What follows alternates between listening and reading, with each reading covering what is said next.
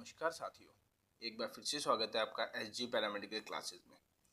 आज हम बहुत इंपॉर्टेंट टॉपिक मेमोग्राफी के बारे में डिस्कस करने वाले हैं, जो डीआरटी और बीआरटी दोनों के एग्जामिनेशन पॉइंट ऑफ व्यू से काफ़ी ज़्यादा इम्पॉर्टेंट है।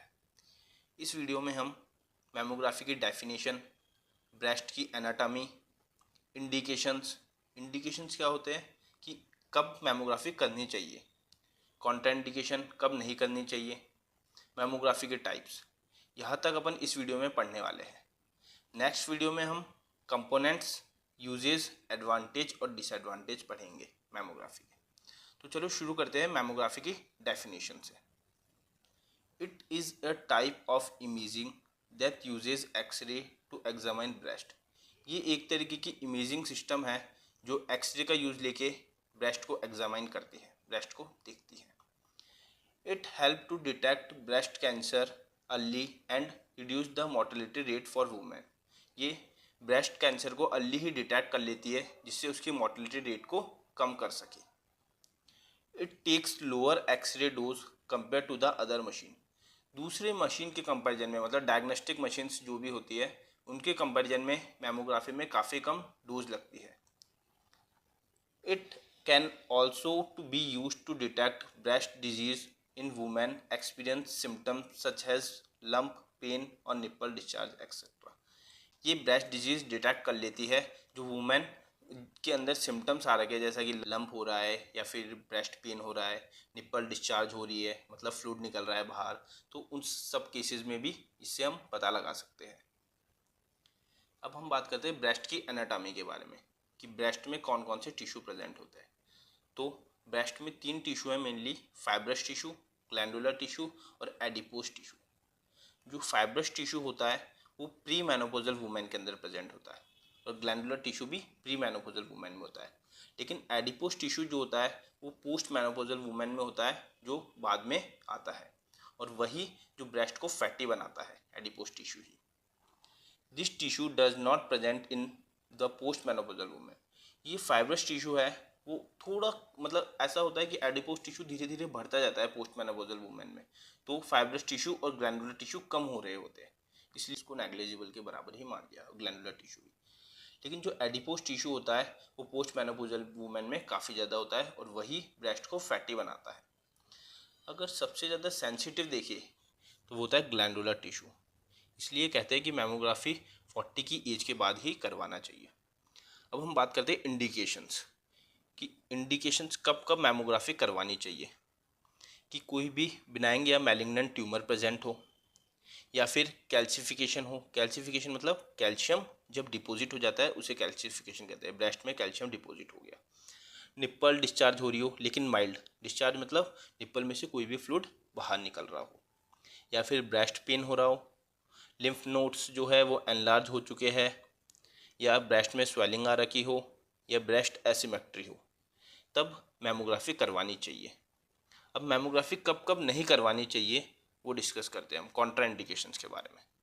कि लार्ज पाल्पेबल मास प्रेजेंट हो, पाल्पेबल मतलब जिसको हम दबा सकते हैं, वो मास प्रेजेंट हो, या कोई सस्पेक्टेड प्रेगनेंसी हो, कोई प्रेग्नेंट लेडी हो। क्यों? क्योंकि आयनाइजेशन रेडिएशन देने वाले हैं हम मेमोग्राफी में, और आयनाइजेशन रेडिएशन जो होती है वो हार्मफुल होती है किसी बेबी के लिए भी और मदर के लिए भी। सीवियर निप्पल डिस्चार्ज हो रहा हो, अगर माइल्ड हो रहा हो तो ठीक है मेमोग्राफी करवा सकते हो, लेकिन अगर सीवियर निप्पल डिस्चार्ज हो रहा हो तो मेमोग्राफी नहीं करवानी चाहिए। लैक्टेटिंग टाइम हो, मतलब ब्रेस्ट फीडिंग टाइम हो, तब नहीं करवानी चाहिए। ब्रेस्ट इम्प्लांट हो रखा हो, कोई भी ब्रेस्ट के अंदर इम्प्लांट हो रखा हो, तब मेमोग्राफी नहीं करवानी चाहिए।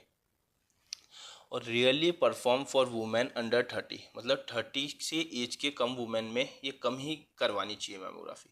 इसका रीज़न क्या है? क्योंकि ग्लैंडुलर टिश्यू प्रेजेंट होता है, तो ग्लैंडुलर टिश्यू जो होता है वो सबसे ज़्यादा सेंसिटिव होता है आयनाइजेशन रेडिएशन के लिए, because the more sensitive to radiation. अब हम बात करते हैं मेमोग्राफी के टाइप्स के बारे में कि मेमोग्राफी कितने टाइप की होती है। There are 2 types of mammography. Mammography 2 तरीके की होती है, एक स्क्रीनिंग मेमोग्राफी होती है, एक डायग्नोस्टिक मेमोग्राफी होती है। अब स्क्रीनिंग मेमोग्राफी क्या होती है? ये अगर किसी भी वुमेन को कोई सिम्टम्स वगैरह कुछ भी ना हो, ठीक है, या फिर सिर्फ ब्रेस्ट के कैंसर होने के चांसेस हो, या कोई भी प्रॉब्लम हो रही हो, तब स्क्रीनिंग मेमोग्राफी करी जाती है। स्क्रीनिंग मैमोग्राफी में हम डिटेक्ट कर लेते हैं कि हाँ इसको कोई ना कोई प्रॉब्लम है। फिर नेक्स्ट उसके बाद डायग्नोस्टिक मैमोग्राफी करी जाती है। डायग्नोस्टिक मैमोग्राफी में क्या होता है कि फीमेल का पता लगा लेते हैं हम कि इसमें कुछ ना कुछ दिक्कत है, कि लंप है या ट्यूमर है या कुछ भी है, ठीक है, वो हमको पता लग जाता है डायग्नोस्टिक मैमोग्राफी में। उसके बाद अगर हमको पता चल गया कि इसमें जैसे सपोज करो ट्यूमर है, ठीक है, ट्यूमर है तो कितने साइज़ की ट्यूमर है, उसका साइज़ क्या है, तो वो फिर यूएस मैमोग्राफी करवाना पड़ता है, अल्ट्रासाउंड मैमोग्राफी, वो इसके बाद होती है। तो सबसे पहले हम बात करते हैं किसकी, स्क्रीनिंग मैमोग्राफी की। Screening mammography are perform for women have no symptom और साइन ऑफ ब्रेस्ट कैंसर। उसके ब्रेस्ट कैंसर के कोई सिम्टम और साइन नहीं है, बट उसके एवरेज रिस्क है ब्रेस्ट कैंसर होने के। तो अगर उसको रिस्क भी है तो चेक करने के लिए करवा लेनी चाहिए मैमोग्राफी। इसमें दो व्यू लिए जाते हैं मेनली, मीडियोलेटरल व्यू और क्रेनियोकाउडल व्यू, सीसी व्यू और एमएलओ व्यू होता है। एमएलओ कौन सा होता है, मीडियोलेटरल ऑब्लिक व्यू। अब हम बात करते हैं finding breast cancer early greatly improve a women chance for successful treatment. अगर ब्रेस्ट कैंसर को हम अर्ली फाइंड कर लिए तो सक्सेसफुल ट्रीटमेंट होने के चांसेस बढ़ जाते हैं। नेक्स्ट हम बात करते हैं डायग्नोस्टिक मैमोग्राफी की। डायग्नोस्टिक मैमोग्राफी क्या होती है? Diagnostic mammography are used for women have symptoms such as कि किसी में लंप हो, ठीक है, पेन हो रहा हो, निप्पल थिकनिंग हो गई ड्यूरिंग डिस्चार्ज के टाइम पे, या फिर ब्रेस्ट हैविंग द चांस, मतलब चेंज हो गई उसकी शेप एंड साइज चेंज हो गई ब्रेस्ट की, तो उसमें स्क्रीनिंग बाय या फिर स्क्रीनिंग मैमोग्राफी के थ्रू हमने जो व्यूज़ लिए थे उसमें डिटेक्ट हो गया हो कि कुछ ना कुछ प्रॉब्लम है, तो फिर डायग्नोस्टिक मैमोग्राफी करी जाती है। अब हम बात करते हैं एक्सपोजर फैक्टर की, कि कितना एक्सपोजर दिया जाता है मैमोग्राफी के टाइम पे। काफ़ी कम रेडिएशन दी जाती है लेकिन फिर भी हार्मफुल तो होती है आयनाइजेशन रेडिएशन। तो कितनी रेडिएशन दी जाती है, तो केवीपी की बात करें तो 25 से 35 केवीपी की दी जाती है। ट्यूब करंट 100 एमई के बराबर दिया जाता है, मिली एम्पियर। एक्सपोजर टाइम जो होता है वो लेस देन 2 सेकेंड होता है। फोकल स्पॉट साइज कितनी होती है इसमें मैमोग्राफी में, 0.3 मिलीमीटर। और मैग्नीफिकेशन फोकल स्पॉट साइज कितनी होती है, 0.1 मिलीमीटर। ये एक्सपोजर फैक्टर है मैमोग्राफी के। अब हम बात करते हैं प्रोजेक्शन, मतलब कौन कौन से व्यूज़ लिए जाते हैं मैमोग्राफी में। तो मेनली तो वैसे दो ही व्यू लिए जाते हैं, बाकी और भी एडिशनल व्यू होते हैं। वो डिपेंड करता है कि किस टाइप की आपके इंडिकेशंस हैं, कि कौन सा ट्यूमर है, लंप है या कुछ भी है, तो वो उस पर डिपेंड करता है कि और व्यू लेनी पड़ेगी नहीं लेनी पड़ेगी। तो सबसे पहले हम बात करते हैं फर्स्ट व्यू की, क्रीनियोकाउडल व्यू की। क्रीनियोकाउडल व्यू के अंदर ब्रेस्ट को टेबल के ऊपर रखते हैं और एक्सरे ट्यूब को वर्टिकली पोजीशन किया जाता है, और एक्सरे बीम वर्टिकली ही आएगी और ब्रेस्ट को एग्जामिन करेगी। दूसरा व्यू होता है एमएलओ व्यू। एमएलओ व्यू मतलब mediolateral oblique view. Mediolateral oblique view के अंदर इसमें एक्सरे ट्यूब को 45 डिग्री रखा जाता है वर्टिकल से ब्रेस्ट की एग्जामिन के लिए। फर्स्ट है क्रेनियोकाउडल व्यू। क्रेनियोकाउडल व्यू के अंदर एक्सरे ट्यूब को वर्टिकल पोजीशन करते हैं ब्रेस्ट से।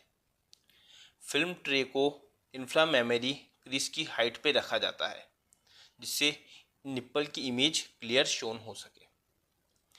The breast is placed on the table. अब ब्रेस्ट को टेबल पे रख दिया और कैसेट को ब्रेस्ट के नीचे की तरफ रखते हैं, under the breast at the level of inframammary fold. Breast के नीचे इंफ्रामेमरी फोल्ड के लेवल पे कैसेट को रखा जाता है।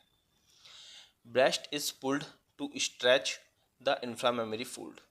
ब्रेस्ट को पुल्ड किया जिससे इंफ्रामेमरी फोल्ड स्ट्रेच हो सके और क्लियर इमेज दिख सके। Wrinkles and folds smooth out, जिससे रिंकल्स और फोल्ड्स इजीली स्मूथ हो सके।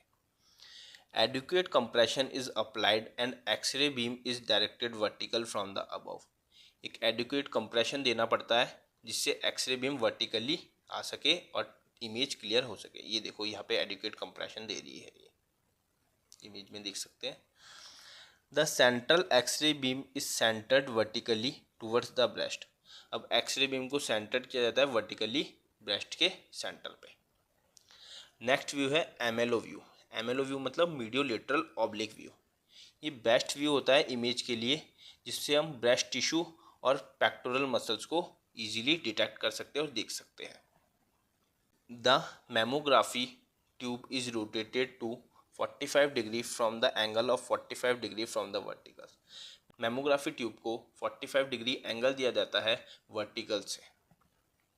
The breast is placed on the table, the patient arm resting on the top of the table. Breast को टेबल के ऊपर रखा जाता है और पेशेंट की आर्म को टॉप ऑफ द टेबल पे रेस्ट करवा दिया जाता है।